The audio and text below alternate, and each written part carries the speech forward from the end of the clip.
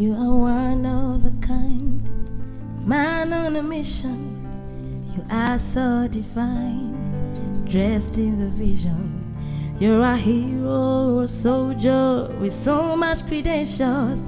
Oh, you are royalty. You are one in a billion, mighty man of valor. You're so full of fire. I'm Pastor Florence Kayiwa. I want to wish you a happy 60th birthday. I want to commend you and to appreciate you for standing as a father in this country. Your teachings have impacted my life greatly. Since when I was at the university, I used to listen to your teachings. I want to appreciate you for standing for the gospel, for what we believe, for our faith in this country. We have watched you, we have seen you stand through storms, and I'm here to appreciate God for the gift that is in you.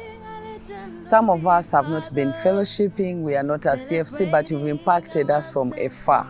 Through the sermons and teachings, you have shown us the path that our children should take. You're an inspiration, teacher to the nation.